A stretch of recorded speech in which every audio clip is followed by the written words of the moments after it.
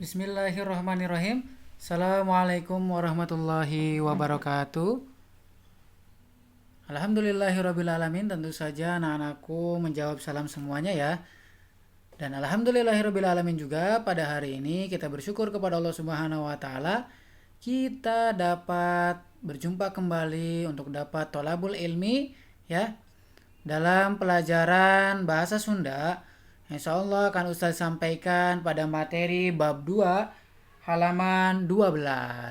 Tapi sebelum kita belajar, yuk kita berdoa terlebih dahulu agar Allah Subhanahu wa taala memberikan ilmu yang bermanfaat bagi kita semuanya. Berdoa dimulai. Berdoa selesai. Alhamdulillahirrabbilalamin.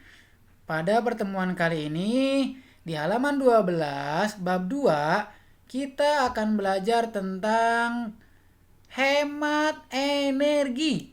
Wah, tentu saja kalian mungkin sudah pada tahu ya. Apa sih Pak tentang hemat energi? Oke. Ustaz akan menyampaikan materi sekilas saja berkaitan dengan hemat energi. Dan silakan kalian buka di buku halaman 12, buku paket bahasa Sunda tentang hemat energi. Masuk ke slide yang ketiga. Nah, bab 2 hemat energi. Nih, bab 2 hemat energi ya. Tiap tanggal 22 Oktober, sakumaha masyarakat dunia mieling poe energi sadunia. Nah, artinya adalah setiap tanggal 22 Oktober kita itu memperingati ataupun ada yang namanya mengingat ya hari untuk hemat energi. Jadi satu dunia itu ibaratnya mengingat bahwa hari ini adalah hari digayakannya adalah untuk hari hemat energi satu dunia tuh ya. Tujuan utama pikeun ngingetan tur ngajak masyarakat sangkan hemat energi. Jadi pada tanggal 22 Oktober nih, tujuan adanya hari hemat energi itu adalah untuk ngingetan, yaitu pikeun ngingetan, yaitu untuk mengingat bahwasannya kita sebagai manusia atau masyarakat itu harus hemat energi. Apa aja sih yang harus dihemat energi diantaranya? Oke, kita ke slide keempat adalah nah, energi yang harus dihemat diantaranya nih, yang pertama nih. Yang pertama adalah bensin. Tentu saja bensin adalah bahan bakar dari kendaraan kita, baik mobil, motor, ya kan? Jadi bensin itu kita harus gunakan dengan sebaik-baiknya agar energi yang dikeluarkan tidak terlalu banyak. Yang kedua adalah, nih ini udah ada gambarnya, lampu. Lampu, sudah ada gambarnya, yaitu adalah listrik. Betul sekali. Jadi, selain bensin, kita juga harus menghemat yang namanya listrik. Apa yang dihemat? Dari segi pemakaiannya. Jadi listrik itu harus dihematnya. Ya, pemakaiannya harus dihemat di rumah kalian. Tuh, di rumah kalian harus menghemat listrik. Kemudian yang ketiga adalah ini, kertas. Jadi pemakaian kertas juga harus dihemat ya. Selain bensin, listrik, kertas, dan sajeng sajabana. Jeung sajabana adalah dan yang lain-lain. Tadi kita bacakan sudah ada tujuannya ya. Nih, di buku dilihat. Tiap individu kudu ngahemat energi. Hal eta disebabkan sumber energi anu salawasna hasil olahan manusia. Jadi ini semuanya adalah olah dari pengolahan manusia. Bensin disuling bensin mengalami proses oleh manusia ya. listrik, kemudian kertas. Itu semua adalah olahan manusia. Sumber energi seperti bensin, minyak, tanah, batu bara. Nih, di sini nih di slide yang keempat. Tiap individu kudu ngahemat energi. Hal eta disebabkan sumber energi anu aya salawasna hasil olahan manusia. Setiap individu itu kita masing-masing kita tuh harus menghemat energi, jangan boros-boros ya pemakaian energi yang kita tadi bahas, listrik, bensin, kertas dan yang lain-lainnya.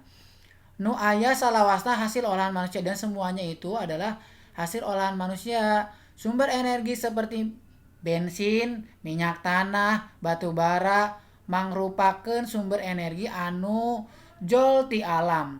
Jadi bensin, minyak tanah, batu bara merupakan sumber energi yang datang jol tuh. Yang datang itu dari alam. Yang datangnya yang dihasilkan itu oleh alam, ya. Anu sewaktu-waktu terus ngurangan tur beak. Yang sewaktu-waktu itu berkurang bahkan bisa habis. Nah, kenapa kita hari ini harus belajar untuk hemat energi? Nah, karena anu sewaktu-waktu terus ngurangan tur beak. Nah, energi itu yang sewaktu-waktu kalau kita boros gunakan ya bakal habis. Oleh karena itu, di rumah, baik di luar dalam berkendara, baik belajar sekolah menggunakan buku, kita harus hemat. Ya, hemat energi dan hemat yang lain pun ada. Hemat dalam menggunakan hal yang lain tuh hemat juga bisa. Pensil tidak boros-boros, pulpen tidak boros-boros, digunakan dengan sebaik-baiknya. Kemudian slide yang keenam. Nah, salah sahiji cara pikeun nuwuhkeun kasadaran masyarakat kana hemat energi. Nganggunakeun wawaran atau pengumuman. Nah, salah sahiji itu salah satu cara pikeun itu menuwuhkeun itu menumbuhkan kesadaran masyarakat. Jadi salah satu cara menumbuhkan untuk masyarakat tuh sadar akan penggunaan hemat energi. Kita kasih himbauan tuh. Dengan cara apa sih, Ustad? Dengan cara nih, ada contohnya nih. Contohnya make stiker atau poster. Ini stiker. Silakan kalian stiker tempel, buat stiker tulisan tuh. Ya di rumah, ngasih tahu sama bunda, sama ayahnya atau sama adik, bahkan sama diri kalian sendiri untuk tahu bahwasannya penggunaan energi itu harus hemat. Ini menggunakan stiker. Ada juga menggunakan poster. Nih, poster. Selain stiker, poster juga salah satu untuk menumbuhkan kesadaran masyarakat buat poster. Ya, gunakan energi listrik dengan sebaik-baiknya. Itu kan. Kalau tidak dipakai lampunya, silahkan dimatikan. Kalau misalkan keran airnya sudah penuh dalam penampungan, silahkan matikan karena itu salah satu hemat energi listrik, hemat air, ya kan?